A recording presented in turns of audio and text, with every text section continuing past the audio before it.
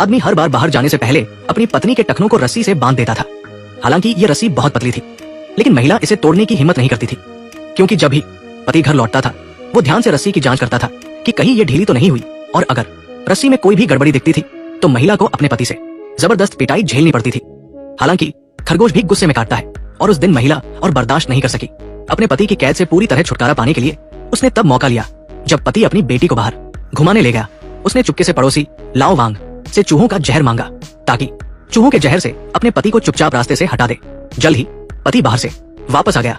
घर लौटते ही उसने सबसे पहले अपनी पत्नी के पैरों पर बंधी रस्सी की जांच की, और ये पक्का करने के बाद कि रस्सी नहीं खुली थी, वो निश्चिंत होकर मेज पर खाना खाने बैठ गया। और ये मौका पत्नी के लिए सुनहरा था। उसने सीधे चूहों का जहर चुपके से पति के पानी के गिलास में डाल दिया। जल्द ही पति ने खाना खत्म किया और कमरे में वापस चला गया। जैसा कि उसने सोचा था, पति ने बिना कुछ कहे चूहों का जहर पी लिया और गहरी नींद में चला गया। इसके बाद उसने जल्दी से सो रही बेटी को जगाया, ताकि चुपचाप बेटी को लेकर इस जेल से भाग सके। हालांकि उसे ये उम्मीद नहीं थी कि बेटी न केवल भागने के मूड में नहीं थी, बल्कि उसने दरवाजे की चाबी बाहर फेंक दी और जोर जोर से अपने बेहोश पिता को पुकारने लगी। जल्द ही आदमी बेहोशी से जाग गया, और अब महिला के लिए और सख्त सजा का इंतजार था।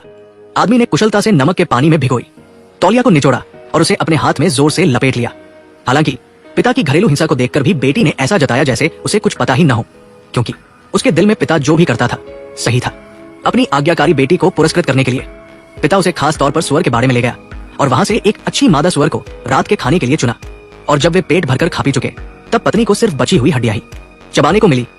रात को सोते वक्त बेटी ने अचानक पिता से कहा कि उसने पड़ोसी लाओ वांग को उनके घर आते देखा था। अब सबके फोन की बैटरी कितनी है, कमेंट में बताएं। एक ही बैटरी प्रतिशत वाले दोस्त बन सकते हैं। ये सुनते ही पिता को गुस्सा आ गया। बेटी को लगा कि अब माँ को फिर से पिटाई झेलनी पड़ेगी, लेकिन पिता ने ऐसा नहीं किया।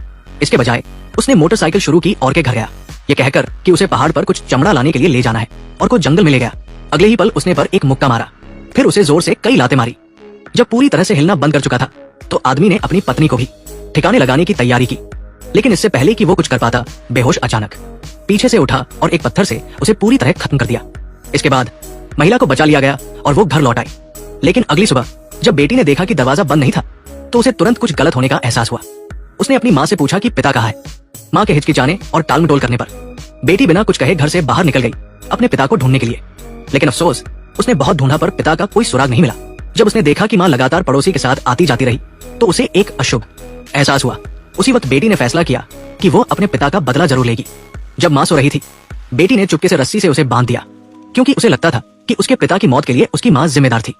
माँ ने कितना भी गिड़गिड़ाया, बेटी ने उसे नहीं छोड़ा। अच्छा हुआ कि तभी पड़ोसी उनके घर आ गया। हालांकि लड़की ने माँ को चुप रहने का इशारा किया, लेकिन को कमरे में कुछ असामान्य होने का एहसास हो गया। जैसे ही उसने दरवाजा खोला, उसने देखा कि महिला को बिस्तर पर बांध रखा था। वो उसे बचाने के लिए आगे बढ़ा, लेकिन तभी लड़की ने पीछे से उस पर हमला कर दिया। देखकर कि अभी मरा नहीं था, उसने उसके सिर पर और कई वार किए। माँ ने उसे रोकना चाहा, लेकिन उसकी आवाज नहीं निकल सकी। लड़की भी क्रूर थी। उसने अपने पिता को स्वर्ग में खुश करने के लिए की लाश को सुअर के बाड़े में फेंक दिया और उस पर कुछ ऐसा खाना डाला जो मादा सुअरों को पसंद था। जल्द ही सुअरों ने उसकी लाश को खा लिया, लेकिन इसके बाद भी लड़की ने अपनी माँ को नहीं छोड़ा। ऐसा लगा जैसे वो अपने पिता के भूत से प्रभावित हो गई हो। उसने तौलिया निकाला और पिता की नकल करते हुए उससे माँ को जोर जोर से मारना शुरू कर दिया। जल्द ही माँ की हालत ऐसी हो गई कि उसकी सिर्फ आखिरी सांस बाकी थी। वो चाहती थी कि बेटी उसे एक घूंट पानी पिलाए, लेकिन जब बेटी पानी लेकर आई तो माँ का शरीर ठंडा पड़ चुका था और वो हमेशा के लिए चली गई। तब जाकर बेटी को एहसास हुआ कि उसने बहुत ज्यादा कर दिया, लेकिन अब बहुत देर हो चुकी थी। इसके बाद लड़की भाव शून्य होकर दर्पण के सामने आई और अपने लिए वही हेयर कट बनाया जो उसके पिता का था। शायद ये उसके पिता को याद करने का सबसे अच्छा तरीका था। इसके साथ ही फिल्म खत्म हो जाती है। ये फिल्म हमें बताती है कि बच्चों के मूल्यों के निर्माण में पारिवारिक शिक्षा का कोई विकल्प नहीं है। माता पिता का रोज का व्यवहार बच्चों के जीवन को प्रभावित